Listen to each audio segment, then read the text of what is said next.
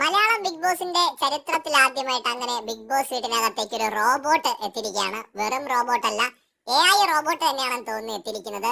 Artificial ഇന്റലിജൻസിന്റെ ഒരു വളർച്ചയെ അങ്ങനെ നമസ്കാരം പറയുന്ന കാര്യങ്ങളോട് പ്രതികരിക്കുന്ന, പറയുന്ന ജോലികൾ ചെയ്യുന്ന ഒരു robot big boss Malayalam season 7-ൽ ഇപ്പോൾ ഒരു കണ്ടസ്റ്റന്റിനെ പോലെ കൊണ്ടുവന്നിരിക്കുകയാണ്. വൈൽഡ് കാർഡ് എൻട്രി എന്ന് വേണമെങ്കിൽ പറയാമെന്നാണ് ലാലേട്ടൻ പറഞ്ഞിരിക്കുന്നത്.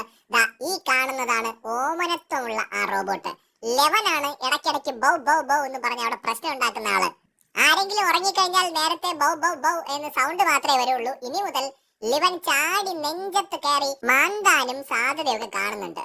ബിഗ് ബോസ് മലയാളം സീസൺ 7 എന്തുകൊണ്ടും ഒരു വെറൈറ്റി സീസൺ ആയിട്ട് മാറുകയാണ്. മാത്രമല്ല ബിഗ് ബോസിനും തോന്നിക്കാണും അകത്തുള്ളതിനേക്കാൾ ഭേദമാണ് ഇവനെന്ന്. എന്താണെങ്കിലും ബിഗ് ബോസ് പറയുന്ന കാര്യങ്ങളൊക്കെ അനുസരിക്കാൻ വേണ്ടിയിട്ടായിരിക്കാം ഒരു റോബോട്ടിനെ കൊണ്ടുവരുന്നത്. ഇത് വീട്ടിലെ മത്സരാർത്ഥികൾക്കുള്ള ഒരു എട്ടിന്റെ പണിയാണോ?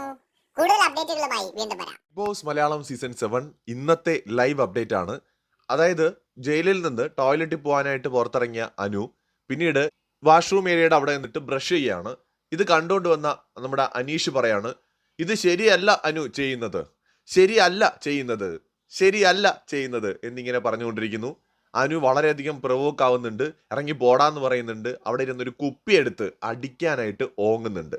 സോ ലൈവിൽ നടന്ന സംഭവങ്ങളാണ്, ഇന്നലത്തതിൻ്റെ തുടർച്ചയാണ്. ഞാൻ ഇന്നലത്തെ വീഡിയോകളിലൊക്കെ പറഞ്ഞു, ഇന്നലെ വളരെ സീരിയസ് ആയിട്ടുള്ള കുറേ പ്രശ്നങ്ങൾ അവിടെ നടന്നു, അതിൻ്റെ തുടർച്ചയാണ്. ഇന്നലെ മറ്റേ ചപ്പാത്തി ഉരുട്ടുന്ന തടിയാണ് എടുത്ത് അടിക്കാൻ പോയതെങ്കിൽ ഇന്ന് കുപ്പിയെടുത്ത് അടിക്കാൻ പോയിരിക്കുകയാണ് അനുമോൾ.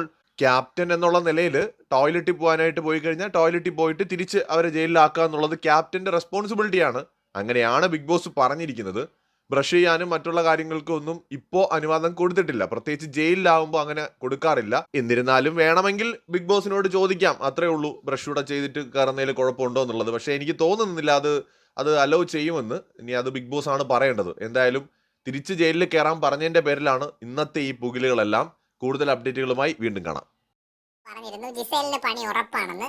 കാരണം ജിസേൽ നിയമം ലംഘിക്കുന്നത് തുടർച്ചയായിട്ടാണ്, ഒരു തവണയോ 2 തവണയോ അല്ല, പലതവണ വാർണിംഗ് കിട്ടിയിട്ടും മേക്കപ്പ് ഐറ്റങ്ങൾ ഒളിപ്പിച്ചു വയ്ക്കുക, വസ്ത്രങ്ങൾ ഒളിപ്പിച്ചു വയ്ക്കുക എന്നുള്ളത് തുടർന്നുകൊണ്ടേയിരുന്നു. ഇന്ന് ലാലേട്ടൻ പറഞ്ഞു നിങ്ങൾക്ക് മാത്രമായിട്ട് ഒരു പരിഗണനയും തരാൻ പറ്റില്ല എന്ന് ആദ്യം പറയുന്നു. അതിനുശേഷം ജിസേലിന്റെ പെട്ടി ഇങ്ങ് കൊണ്ടുവരാൻ പറയുന്നു. പെട്ടി അവിടെ കൊണ്ടുവരുന്നു ലാലേട്ടന്റെ അടുത്ത്. എനിക്ക് തോന്നുന്നു ജിസേലിന് ഇനി എന്റെ അടുത്തേക്ക് വരാം എന്ന് ലാലേട്ടൻ പറഞ്ഞു കാണും. അങ്ങനെ പറഞ്ഞപ്പോൾ ഉള്ള ഒരു ഞെട്ടലായിരിക്കാം ചിലപ്പോൾ അവിടെയുള്ള കണ്ടസ്റ്റൻസിന്റെ മുഖത്ത് പ്രൊമോയിൽ കാണുന്നത്. ഞാൻ ജിസേല് പുറത്തായി എന്നൊന്നും ഇതുവരെ അറിഞ്ഞിട്ടില്ല കേട്ടോ.